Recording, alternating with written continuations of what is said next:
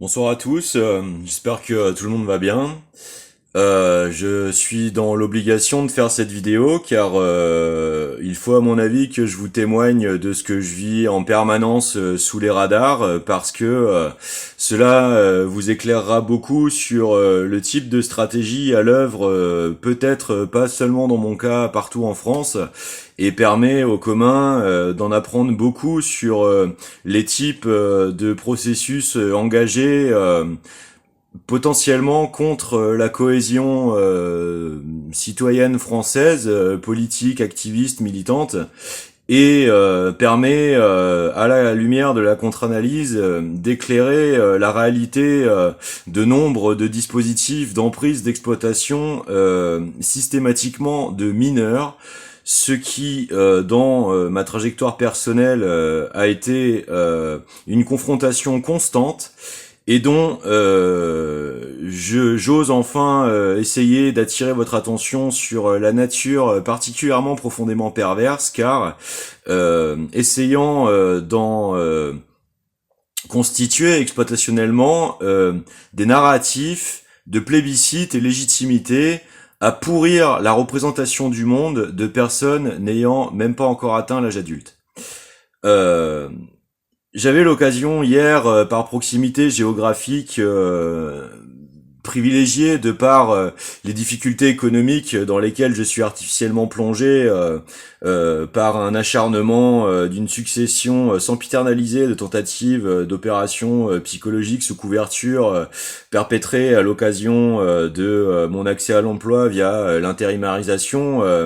comme je vous le disais dans une précédente vidéo, systématiquement fléchée, dirigée vers le fait de trouver dans des situations de dépendance d'accès à l'emploi pour gagner mon salaire et mener la vie personnelle que je comptais privilégier toutes ces années.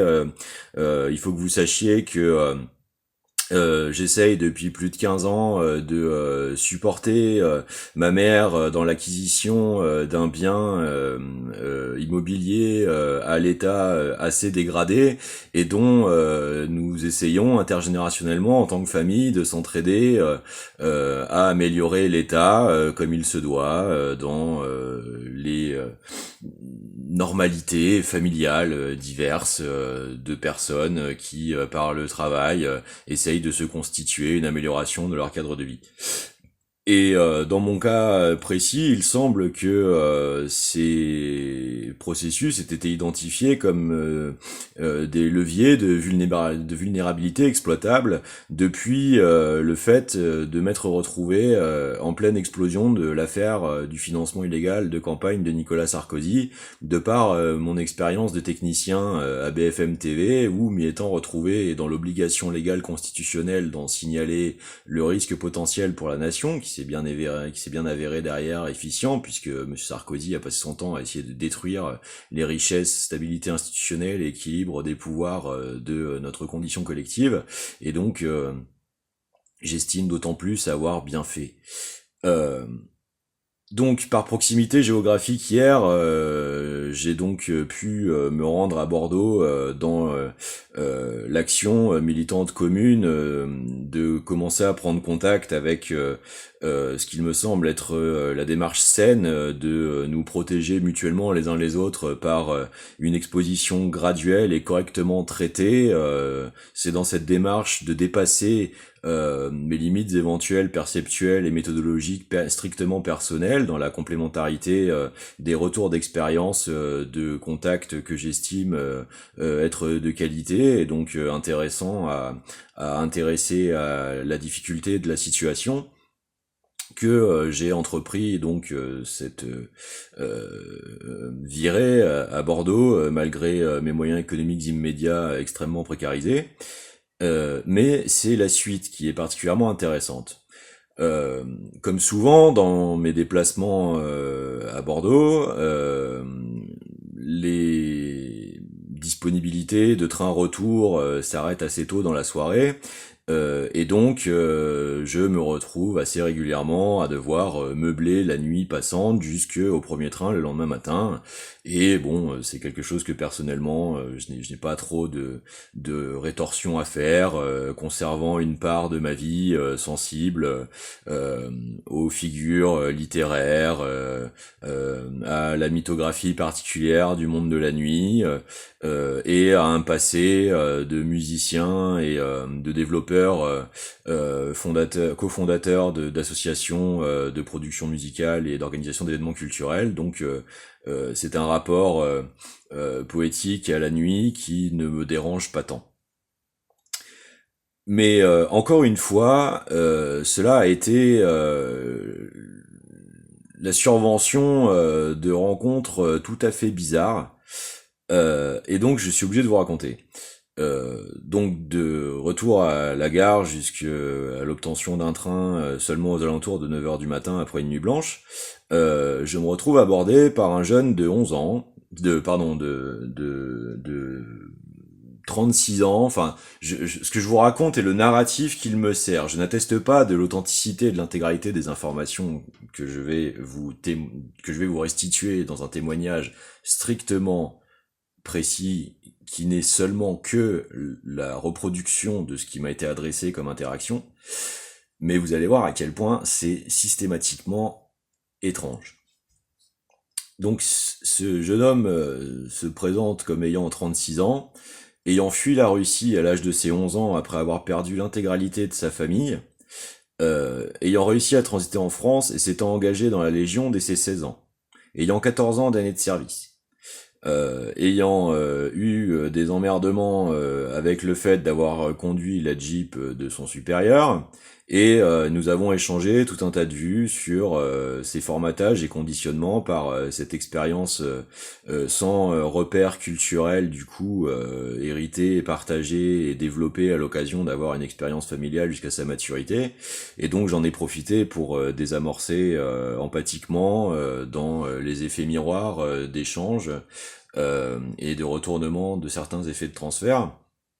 tout un tas de conditionnements à l'inexorabilité de la violence et ces narratifs systématiques tels qu'on peut les retrouver dans l'extrême droite, et essayer d'ouvrir le courage qu'il manifestait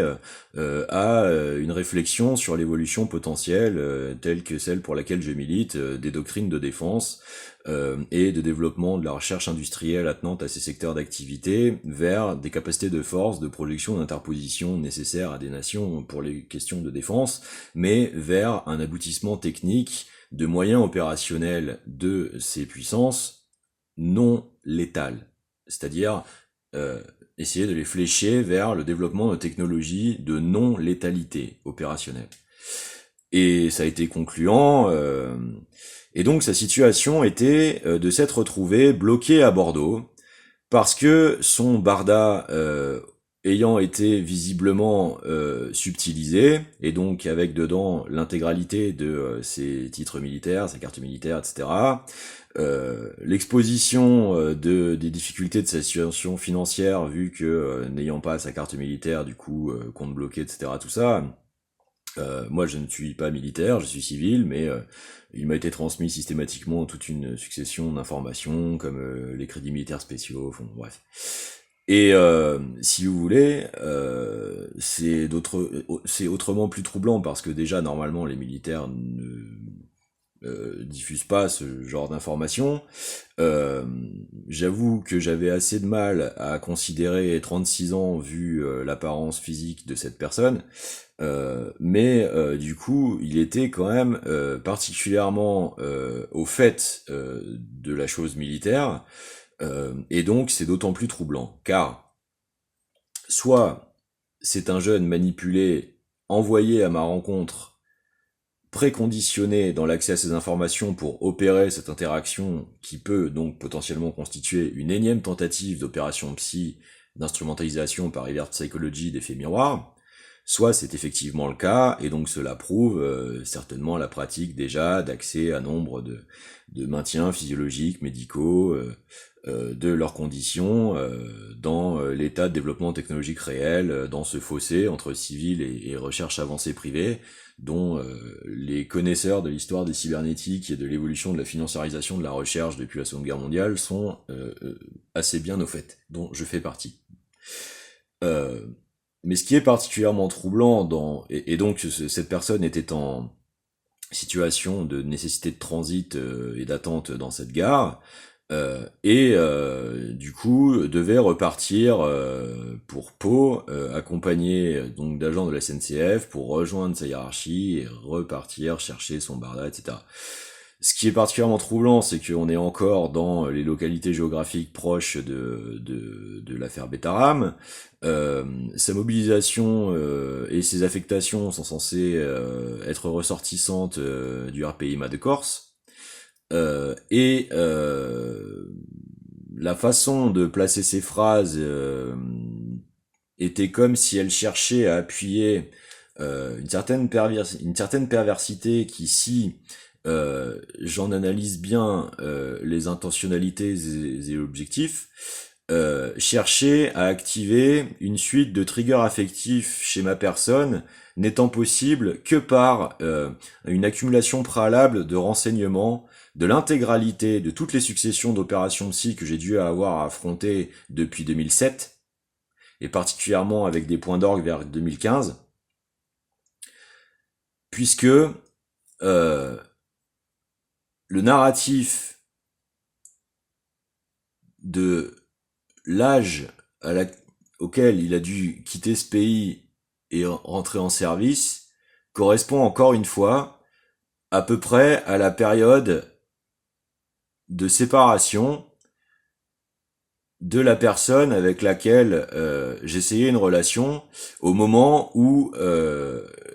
les réseaux Sarkozy ont intercepté notre dialogue domestique pour en faire une tentative d'opération de terrorisation dans la presse le lendemain. C'est cette fameuse affaire de cette étrange phrase de Nicolas Sarkozy, c'est pas comme ça que ça se passe, je te passe la salade, passe-moi la salade, je te passe la rhubarbe, qui considérait originellement dans la réalité chronologique des faits une discussion entre cette femme et moi sur des réflexions gastronomiques. Je veux dire, on discutait de l'intérêt éventuel d'essayer de créer une sauce à la rhubarbe pour des salades composées. Je veux dire, on en est là, quoi. Et à l'époque, je me posais la question de toutes ces constitutions de groupes de survivalistes essayant de développer des fonds d'investissement à la suite des tournures que prenaient les développements de la crise ukrainienne. Localement, aux prémices du développement de cette crise, donc c'est-à-dire avant la déclaration de l'opération militaire spéciale d'après le camp russe, et donc quand il était encore question de la sécession des oblasts de Donetsk et Lugansk selon la volonté souveraine des Ukrainiens russophones du Donbass qui étaient donc victimes de lois ségrégatives de la russophonie et subissaient des bombardements civils à l'aveugle via du matériel OTAN, nombre de réels internationalistes de gauche militants avaient été comme moi partisans d'une indifférenciation transpartisane, de volonté de bénévolat, d'entraide solidaire diverses. Moi personnellement, je m'étais porté volontaire pour participer à la constitution internationaliste de corps embarqués, de documentaristes de la réalité de ce qui se passait là-bas, et j'ai rencontré à Paris les relais éventuels de la concrétisation ou non de la chose, c'est ma non-retenue, ma non-sélection qui a fait que je ne suis pas parti. Mais si ça avait été le cas, je pense que je serais allé au bout de la chose. Par contre, j'ai quand même moi-même collecté des denrées médicales périmées tout ce temps-là pour les transmettre à l'association Novopol qui les faisait transiter à l'époque envers les populations civiles victimes de ces exactions. D'ailleurs, observées par des observateurs indépendants de l'OCDE à de nombreuses reprises. Et lorsque je me suis retrouvé dans une pharmacie des Boifiers à Saintes, lorsque je suis rentré dans la pharmacie à cette époque, le médecin, qui franchement, physiologiquement, a un portrait assez proche de Mengele et de Goebbels, une ossature vraiment assez morbide. Au moment où je rentre dans cette pharmacie, j'entends « c'est Mr. Kill ». Et donc à l'époque, nous sommes en 2014. Il va donc quand même falloir m'expliquer comment tout ce temps, il semble, et ce que je vous dis est un dixième de ce que j'ai eu à vivre pendant plus de 20 ans. Parce que la concrétisation de ces dispositifs opérationnels sophistiqués relevant de moyens d'État fallacieusement mis à disposition commence aux alentours de 2012. Cybernétiquement commence aux alentours de 2007-2008, mais comportementalement commence un peu avant dans mes entourages. Et donc, c'est toute la question. C'est-à-dire que le problème dans ma situation est que, de par ma culture familiale, j'ai revalorisé pendant des années entières la visibilisation des technologies qui avaient été systématiquement étouffées ou mises sur le côté, mais pourtant susceptibles de favoriser l'essor socio-économique d'une amélioration des conditions de la société française. Et donc, je suis revenu à des technologies qui sont susceptibles d'expliquer le mythe de l'Arche d'Alliance biblique, qui, comme vous le savez, constitue un terminal à travers lequel la voix du divin s'exprime, et qui sert aussi de dispositif alimentationnel d'armes acoustico-mécaniques susceptibles d'avoir, d'après le récit biblique, fait s'effondrer les murs de Jéricho. Or, ces similarités sont particulièrement troublantes avec certaines configurations de bobines Tesla avec une flamme éternelle ionique en son sommet, qui est susceptible d'être configurable elle aussi en haut-parleur, et je pourrais vous en produire l'intégralité des démonstrations de nombre de prototypeurs qui l'ont démontré. Succinctement, je pourrais vous conseiller de vous enquérir de la qualité des travaux d'Éric Dollard. Et c'est la personne qui a créé le Cosmic Inductor et qui arrive à recréer des mini-galaxies plasmiques dans des bulbes sous vide à partir d'ondes acoustiques. Aussi, la question de la réalité matérielle, de la capacité de véhiculation transtemporelle de l'information sous forme ionoplasmique est une réalité physique ô combien réellement sérieuse. Aussi, dans ma situation, il n'est donc absolument pas délirant de questionner les capacités organisationnelles contre-chronologiques transtemporelles de résurgence d'informations potentiellement saisies dans le temps immédiat, mais véhiculables à rebrousse-poil, et donc susceptibles d'expliquer nombre de tentatives de préprogrammation comportementale coordonnée rétro-chronologiquement. Voilà pourquoi c'est une situation particulièrement complexe à traiter. Car si ces hypothèses devaient être amenées à se vérifier dans l'enquête, alors certains phénomènes de coordination préméditée de déploiement de systèmes d'emprise ne sont pas à confondre avec les comportements des personnes qui, victimes de ces systèmes d'emprise, les auraient pratiqués malgré elles. Voilà une des multidimensionnalités de cette complexité particulièrement difficile à réussir à exploiter dans son exposition publique, sociétale, démocratique nécessaire afin de pouvoir permettre la désescalade et le désamorçage de ce qui semble pouvoir constituer des systèmes de préconditionnement au déclenchement de guerres civiles ou de ce type de stratégie. Et donc c'est tout le problème. C'est-à-dire que, une énième fois, je me retrouve face soit à des simulacres, soit de réelles opérations psychologiques en partie coordonnées via des services interarmés, de tentatives d'exploitation de ce que serait la constitution préalable d'une stratégie de guerre psychologique, de déploiement contraint de ma charge mentale et psycho-affective, puis de tentatives d'exploitation d'opérations de trigger psycho-affective, donc c'est-à-dire de déclencheurs psychologiques, afin de me pousser à développer certaines attitudes qui seraient, à leur tour, exploitables pour essayer de justifier des campagnes de dénigrement et de conditionnement de l'opinion publique à propos de ma personne. Et c'est tout cela que je dois traiter en même temps dans la situation si spécifique qui est la mienne depuis ma croisée malheureuse de l'affaire Sarkozy. Le fait est que la dernière fois que je me suis rendu à Bordeaux et que je suis passé par ce même type de nécessité de passer à travers une nuit blanche pour prendre le train suivant, s'est produit exactement le même type de situation étrange. Puisque cette fois, je croisais un sosie physique de Jean-Claude Van Damme, qui, lors de notre échange urbain, me décrivait sans cesse avoir été un vétéran des forces spéciales angolo-portugaises ayant été mobilisé en Serbie, et me mimant sans cesse les positions d'assaut, jambes fléchies, sous la ligne de feu, etc., etc. Et nous avons parlé longtemps des syndromes de stress post-traumatique. Je l'ai conseillé longtemps sur les avantages de la psychanalyse,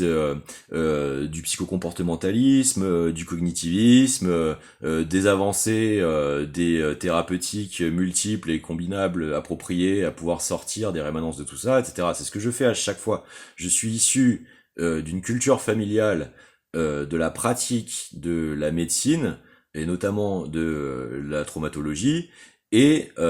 d'une famille composée en grande partie de soignants. Je veux dire, j'ai nombre d'infirmières, d'auxiliaires de vie, bref, dans ma famille. Et c'est une culture que nous partageons familialement depuis que depuis que je suis tout petit, quoi. Et je vois que se développe avec les années la systématisation de ce type de jeu pervers, accompagné en permanence de façon d'essayer d'inclure dans ce qui, paraissant inoffensivement des libertés d'expression, du droit à la satire, la conjonction continue, perpétualisée, de l'inclusion crypto-allusive sous le radar de vos connaissances, puisque ne suivant pas ma vie personnelle en permanence, mais dont l'écriture, elle, semble ne pouvoir être possible que sur l'accès à ces moyens de monitoring permanent, et donc de viol systématique et continuel de mon intimité et de mes droits constitutionnels fondamentaux, puisque essayant de surcroît de coordonner des atteintes à ma liberté de travailler, et donc à l'article 5 du droit constitutionnel de la liberté de travailler en dehors de ses opinions politiques, religieuses ou autres. Toute la question est donc de savoir qu'est-il donc en train de se tramer.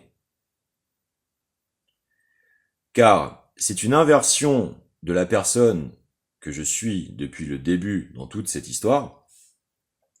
et c'est la stratégie de la reverse psychology, de confrontation à une négation anticipée de ce que sont mes réelles spontanéités, attentes et complexités d'intentionnalité et d'adaptabilité de mes comportements en fonction des situations particulièrement précises, dans une perversité systématisée de cherry picking, de surextrapolation reformulatoire et de repalissage et matraquage permanent de l'opinion publique.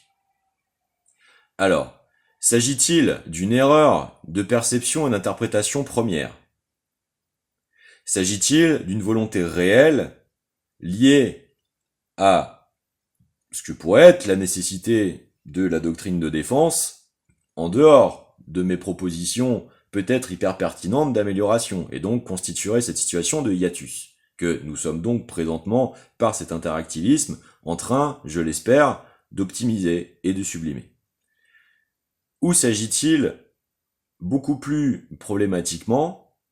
d'appartenance à des black programmes sous couverture, de tentatives de déploiement ingérantes, de programmes de préprogrammation psychocomportementale et perceptuelle de l'opinion publique dans le but de détruire notre pays. Car, voyez-vous, si ces multiples opérations de sabotage systématique de mes insertions socioprofessionnelles indépendantes, reposant sur l'amalgame de procès d'intention faits à mes collègues, avec ma personne, qui n'a pas forcément les mêmes idées, simplement à l'occasion de ma dépendance de l'accès à l'emploi pour gagner ma vie, pour organiser le narratif du fait que j'aurais mieux à faire de mes aptitudes et compétences, mais en voyant des opérations coordonnées de sabotage de ces efforts d'indépendance préalablement pour venir au chevet de ma propre mère pour l'obtention des moyens et savoir-faire de l'amélioration de cette maison pour honorer son combat premier qui a été de se battre, racheter les parts de cette maison, me permettre de m'offrir la fin d'une adolescence dans de meilleures conditions de vie.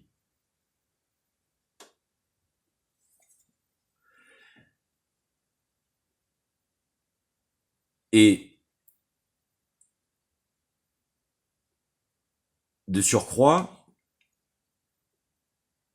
systématiquement accompagné de l'absence, elle, remarquable, de compensation, de proposition de prise de contact ou de présentation de contrats en bonne et due forme. Puisque si c'était réellement une politique de recrutement menée par des chasseurs de tête de profils éventuellement intéressants, il n'y aurait jamais eu de problème. Il n'y aurait jamais eu de problème. Je prenais le temps de faire ces métiers alimentaires parce que déjà précontraint à des réorientations professionnelles à cause du passif préalable de toutes ces affaires. Et je travaillais en indépendant à la reconstitution d'un cocon créatif, espérant s'articuler plus tard vers le retour à mes véritables amours. Donc nous sommes dans une situation de hiatus,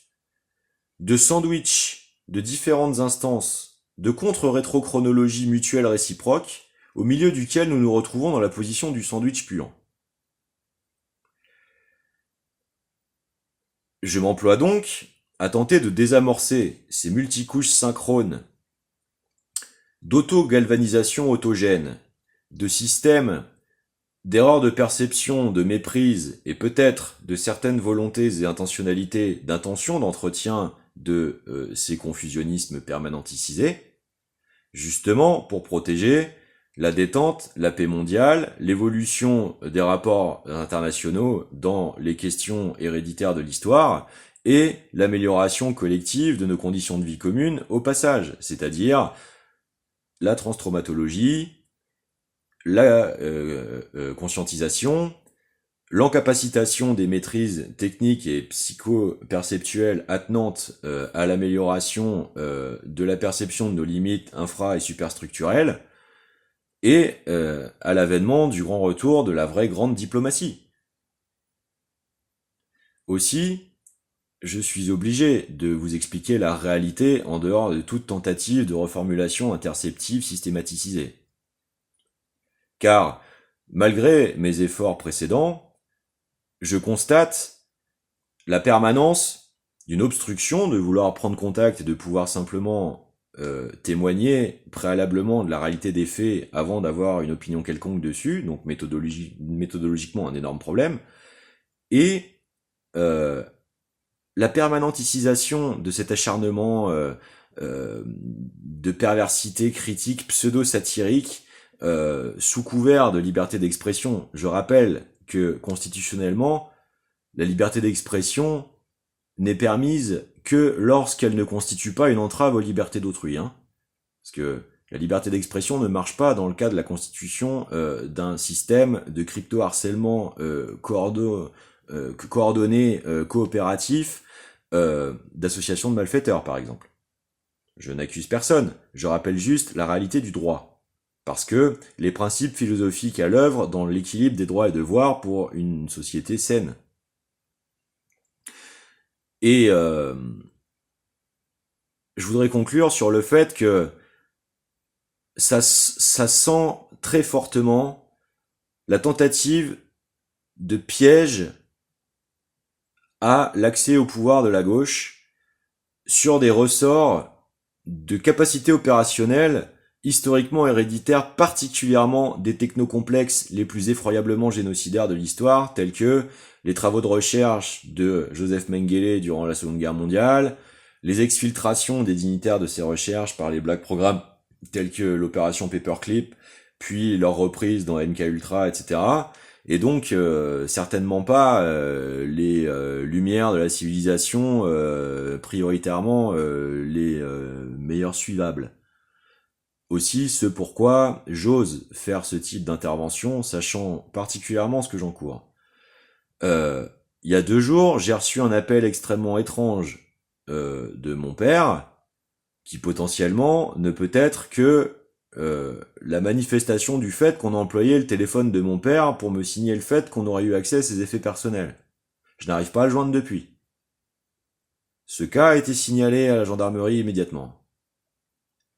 Si ce contexte, parce que M. Sarkozy se trouvant en difficulté, essayant d'activer par ses réseaux des systèmes d'omerta, de subordination, de terrorisation, voire de suppression de témoins clés,